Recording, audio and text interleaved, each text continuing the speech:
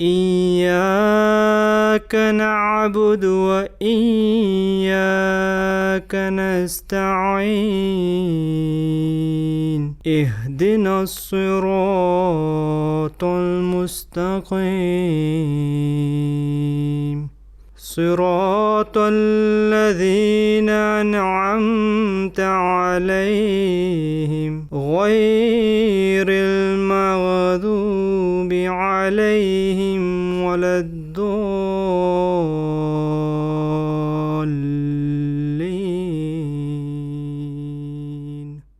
Très chers téléspectateurs, assalamu alaikum wa rahmatullahi wa barakatuh. C'est avec un immense plaisir que nous vous retrouvons une fois de plus sur le droit chemin. Pendant ces derniers épisodes, nous avons pu voir que le Saint-Coran nous donne des enseignements qui touchent tous les aspects de notre vie. Et aujourd'hui, nous allons nous intéresser à la propreté.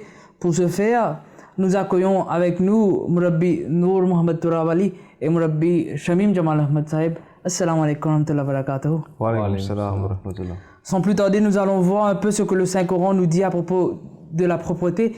Justement, quels sont les enseignements que le Saint-Coran nous donne à propos de cela, Shamim Sahib? A'udhu billahi minash shaitanir rajim. Bismillahir rahmanir rahim. Le Saint-Coran nous a donné plusieurs instructions concernant la propreté en général, et on retrouve l'illustration pratique de ces instructions dans la sunna, dans la vie du Saint-Prophète sallallahu alayhi wa sallam. À titre d'exemple, dans le Saint-Coran, Allah nous dit dans le chapitre 74, verset 6, wa rujza fahjur.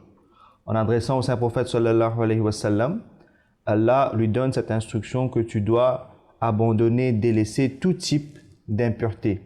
Et ici, c'est une instruction qui est en général. Et de la même façon, dans le chapitre Al-Baqarah, le chapitre 2 du Saint-Coran, le verset 223, Allah nous dit, A'udhu billahi minash shaitanir rajim, Inna Allaha yuhibbut tawwabina wa yuhibbul mutatahhirin. Que en vérité, Allah aime ceux qui se tournent vers lui, at-tawwabin, avec repentir, et il aime ceux qui se gardent purs, ceux qui observent la propreté, l'hygiène personnelle. Donc, on voit que à plusieurs reprises dans le Saint-Coran, Allah, d'une façon générale, a ordonné aux croyants qu'ils doivent observer ce qu'on appelle l'hygiène ou la propreté. Et le Saint-Prophète sallallahu alayhi wa sallam a mis un accent particulier là-dessus. Il a même déclaré que la propreté est la moitié de la foi. Donc cela nous indique l'importance que le Saint-Prophète sallallahu alayhi wa sallam a accordée à la propreté. Et d'ailleurs, quand on voit les enseignements islamiques d'une façon générale, et on regarde la pratique du Saint-Prophète sallallahu alayhi wa sallam, on retrouve beaucoup d'instructions qu'il lui-même il a données aux musulmans afin qu'ils puissent respecter les enseignements qu'Allah Ta'ala nous a donnés dans le Saint-Coran concernant la propreté. La première des choses que je voulais mentionner ici est la propreté en ce qui concerne les actes d'adoration. L'islam et le Saint-Coran ont mis l'accent sur le fait qu'avant d'offrir la prière ou avant de s'engager dans un acte d'adoration quelconque, le croyant doit être propre. Et c'est là où on retrouve l'importance de l'ablution dans l'islam, l'importance du wuzu et aussi l'importance de se doucher. Et le Saint-Prophète sallallahu alayhi wa sallam, on doit se rendre compte qu'un croyant, il doit offrir la prière au moins 5 fois pendant la journée. Donc, si l'ablution, le wuzu, est une obligation avant la prière, donc le croyant, il doit se purifier avec de l'eau au moins 5 fois pendant la journée. Et aussi, quand on regarde le wuzu, on constate que ce sont les parties du corps qui sont exposées à la poussière, aux impuretés. Ce sont ces parties du corps que les croyants doivent nettoyer, doivent rincer pendant l'ablution, pendant le wuzu. Et le prophète sallallahu alayhi wa sallam a déclaré que c'est obligatoire pour les croyants de se doucher au moins une fois par semaine le jour de Juma. Le jour de Juma, le vendredi, avant de partir à la mosquée. Et ça, c'est le strict minimum. Le prophète sallallahu alayhi wa sallam lui-même, il avait l'habitude de se doucher tous les jours, quotidiennement, quand bien sûr il y avait l'eau, parce qu'on doit aussi se souvenir que le prophète sallallahu alayhi wa sallam et les Arabes provenaient d'un pays désertique, et souvent des fois il y avait des problèmes d'eau, mais le prophète sallallahu alayhi wa sallam, autant que possible, lui-même, il se douchait d'une façon quotidienne. Ceci dit, le prophète sallallahu alayhi wa sallam a aussi accordé une importance à l'hygiène personnelle, pas parce que cela est important pour nous-mêmes, mais aussi afin de ne pas incommoder les autres personnes.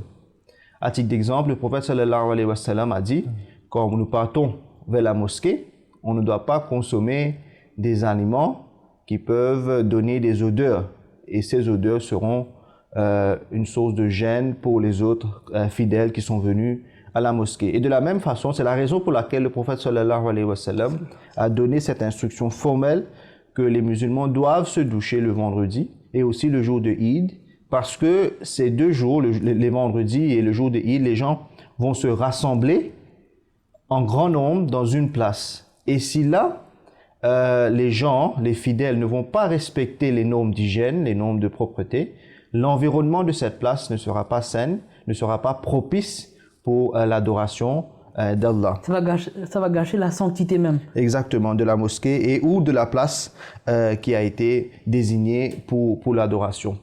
Donc, le prophète sallallahu alayhi wa sallam, à travers sa pratique, nous a démontré que pour l'adoration d'Allah, on a besoin d'une préparation physique et aussi mentale.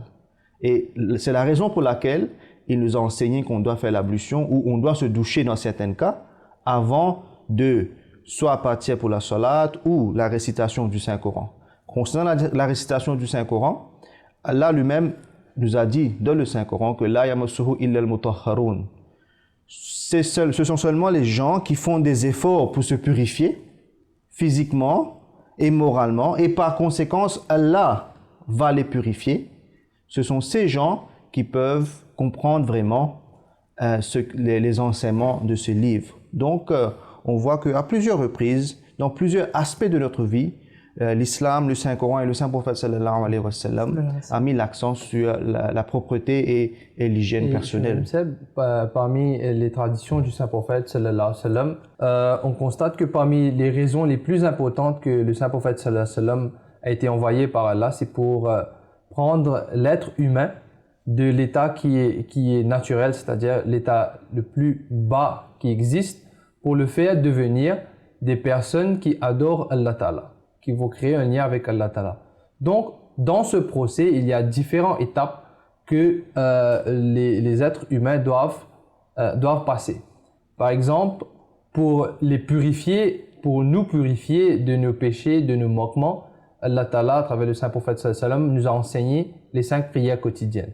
Et donc, le Saint-Prophète sallallahu alayhi wa sallam a expliqué aux compagnons, aux sahaba, que tout comme la salat tout comme s'il y a une rivière qui passe devant notre maison, et si 5 fois par jour on va se laver dans cette rivière, donc arrivé au bout de la journée, il n'y aura plus de saleté, d'impureté qui va rester sur le corps. Donc il y a l'aspect de la propreté physique qui a été enseigné dans les enseignements de l'islam, et tout comme cela, il y a la propreté, la pureté spirituelle aussi à travers les 5 prières quotidiennes. Donc les deux aspects de la propreté ont été mentionnés côte à côte dans les enseignements de l'islam, et c'est cela que le Saint-Prophète sallallahu alayhi wa sallam nous a enseigné, que pour vraiment comprendre, pour vraiment progresser dans notre spiritualité, on doit avoir la propreté physique, et cela va nous emmener vers une propreté morale.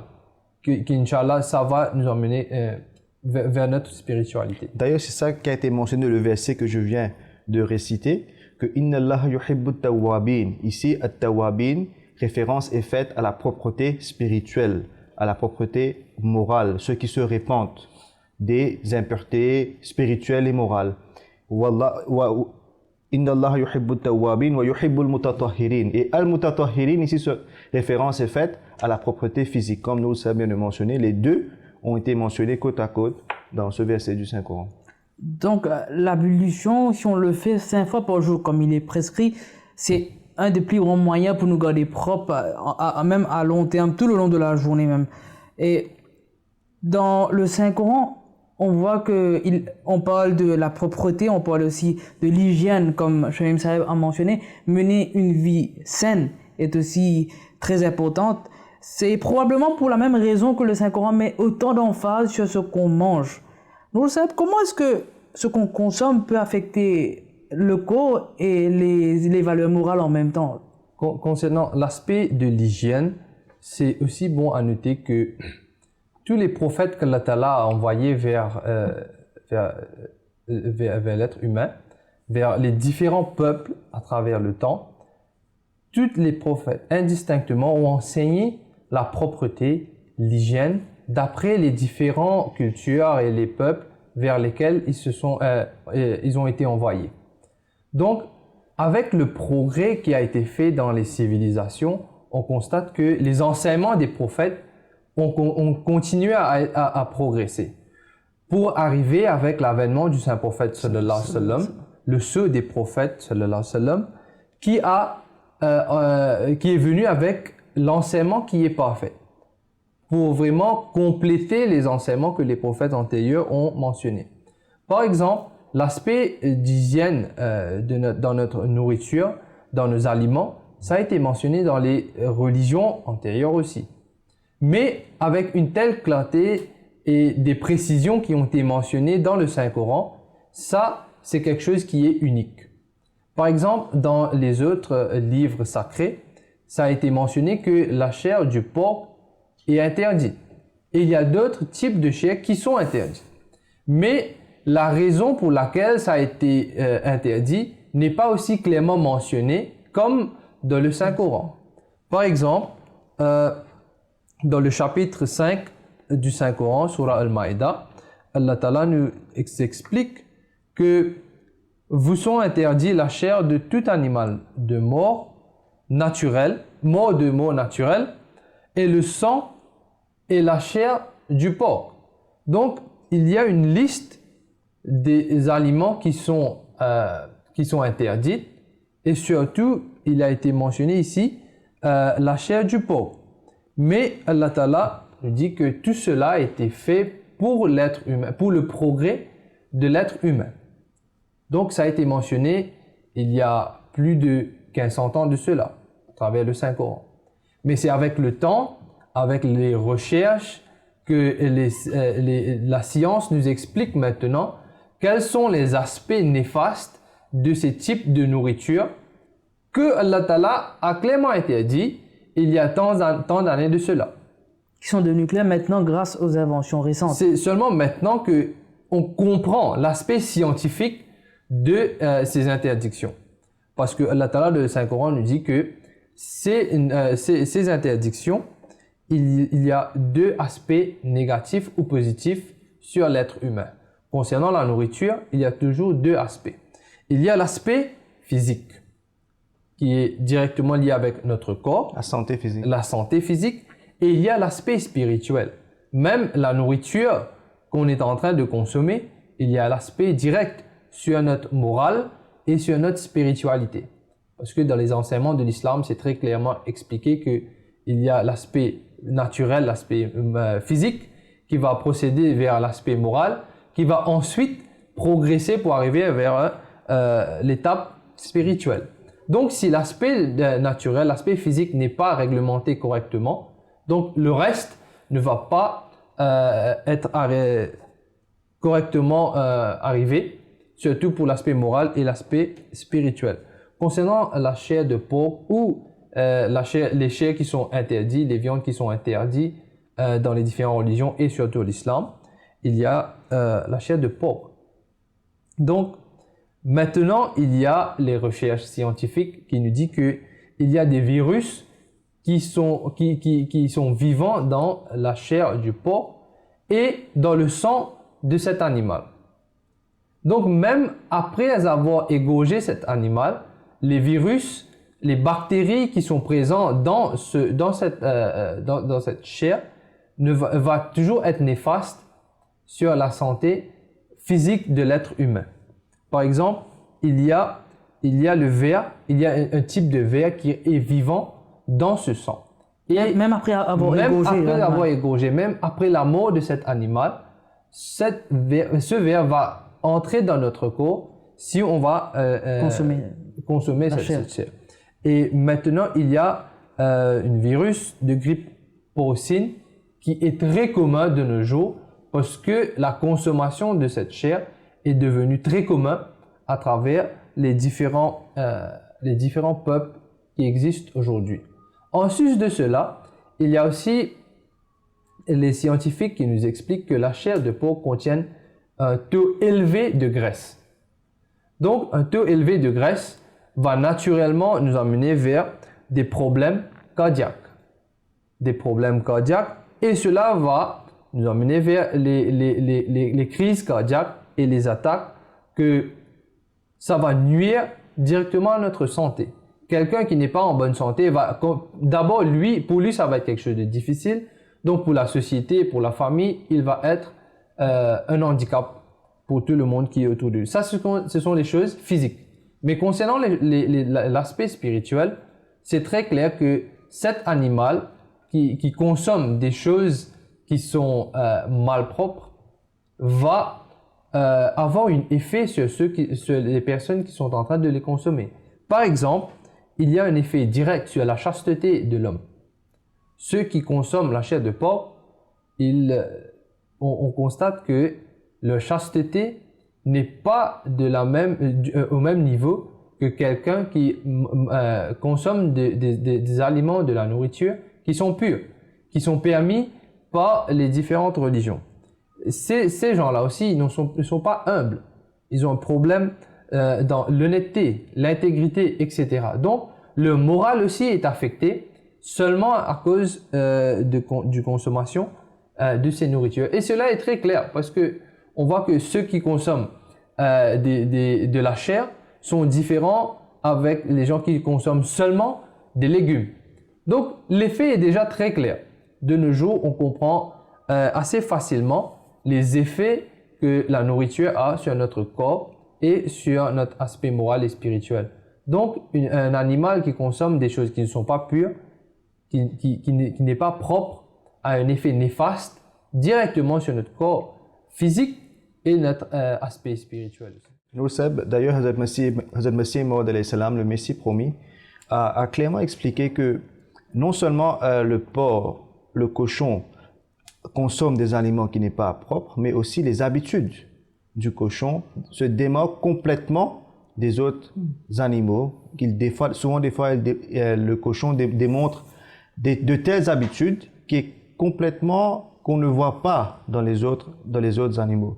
Et aussi, Hazrat Masih Maud alayhi salam a expliqué quelque chose. Il a dit que dans la langue arabe, le mot qui a été utilisé pour le porc est khinzir, qui est dérivé de deux mots, khanz et ara. Et cela signifie littéralement que je vois cela comme quelque chose qui est malsain. Donc, Hazrat Masih Maud alayhi salam nous explique que dans le mot même qui a été utilisé dans la langue arabe, khinzir, ce mot même signifie « je vois cela comme malsain ». Donc, dans le nom qui a été utilisé pour le porc, il y a une indication pour les hommes que ce n'est pas quelque chose qui est bon pour l'alimentation. Depuis ce que vous avez mentionné, les deux, ça devient très très clair maintenant que l'hygiène physique et l'hygiène spirituelle ne peuvent pas être séparés. Ils varient proportionnellement. Mais avant d'aller plus loin, il y a une question qui se pose, c'est que si le porc, que ce soit la viande ou le sang, est défendu avec autant de vigueur dans le Saint-Coran, et en même temps on voit que c'est autant nocif pour la santé, alors pourquoi est-ce que Dieu a créé cet animal?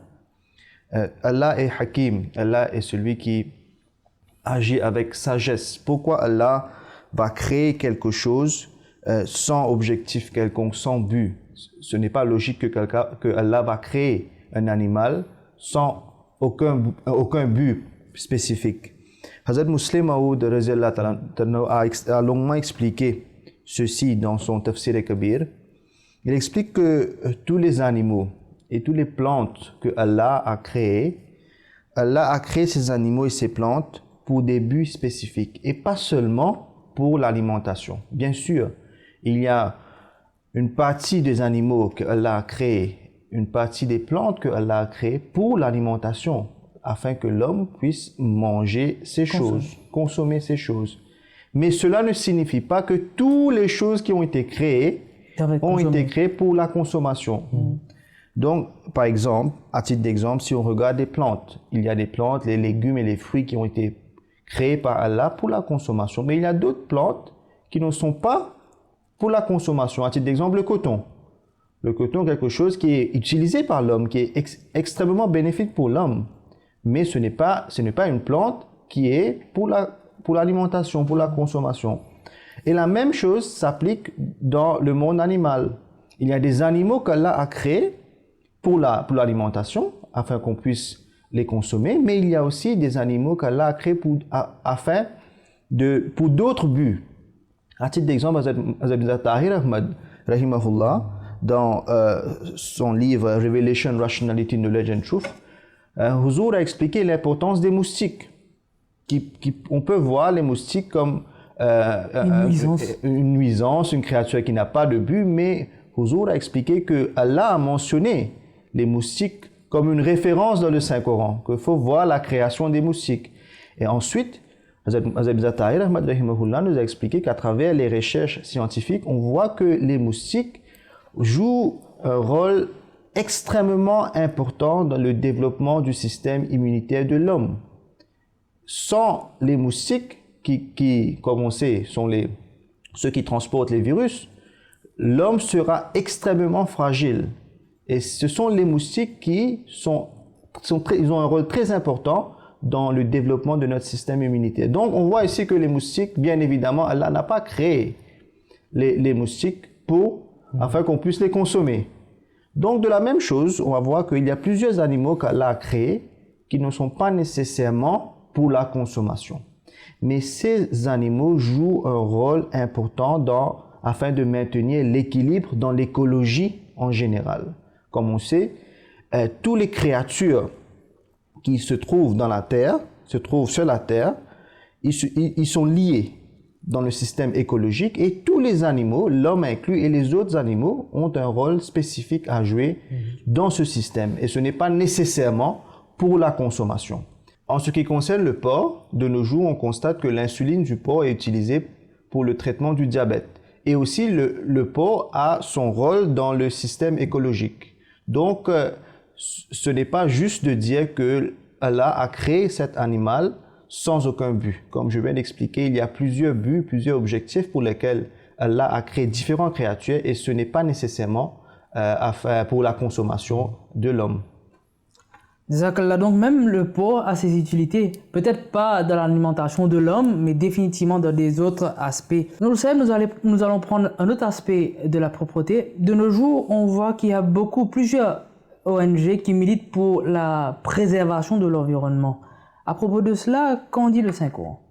Concernant l'aspect de la propreté dans l'environnement et la préservation de l'environnement, l'islam, à travers le Saint-Prophète sallallahu alayhi wa sallam, nous a beaucoup enseigné. Il y a beaucoup d'exemples là où le Saint-Prophète sallallahu alayhi wa sallam lui-même, il a pratiqué. Comment est-ce qu'il a établi la propreté et l'hygiène dans les différents environnements. Ça commence toujours chez soi. Donc le Saint-Prophète sallallahu alayhi wa sallam, à travers ses pratiques, par exemple, dans la maison, il a beaucoup enseigné, il a beaucoup démontré comment observer l'hygiène, la propreté dans la maison. Par exemple, concernant la nourriture, le Saint-Prophète sallallahu alayhi wa sallam nous explique qu'il faut couvrir la nourriture qui est dans la maison. Les récipients qui contiennent de l'eau, il faut les couvrir et il ne faut pas tremper les mains ou les récipients sales dans les récipients d'eau, seulement pour observer la propreté et l'hygiène. Concernant l'aspect de notre société, on voit que à travers les différents systèmes que le Saint-Prophète sallallahu alayhi wa sallam a établis, il y a les différents types de drains, le système de drains, la propreté des chemins en dehors de notre maison, qu'il faut être toujours propre. Et même dans les endroits là où les gens vont se réunir, tels que là où les lieux de prière où ils vont faire la salade, il y a l'hygiène qu'on doit observer. Par exemple, comme mentionné au commencement, que les gens qui vont venir pour la salat, ils doivent faire l'ablution ou se doucher pour préserver l'atmosphère qui doit être propre. Donc, comme cela, il y a d'autres exemples que le saint prophète sallallahu alayhi wa sallam a mentionné. Par exemple, même sur le chemin, si on voit il y a des obstacles, des choses qui vont causer des obstructions sur la voie, il faut les enlever. Il faut garder la voie propre pour les gens. Donc, les ONG ou les groupes qui sont en train de militer de nos jours pour la préservation de l'environnement, ça a déjà commencé avec l'avènement de l'islam il y a plus de 400 ans de cela. C'est quelque chose que le Coran a établi depuis bien longtemps. Chers téléspectateurs, comme vous avez pu le constater, le Saint-Coran, l'islam nous donne plusieurs enseignements pour pouvoir justement préserver notre hygiène de vie, notre propreté, que ce soit physiquement ou spirituellement, et c'est quelque chose de très important. Avec cette dernière analyse, nous terminons cet épisode. Juste le temps pour moi de remercier nos deux Mourabians pour leur aide précieuse et vous remercier vous. Au plaisir de vous revoir la prochaine fois. Je vous dis assalamu alaikum wa rahmatullahi wa barakatuh.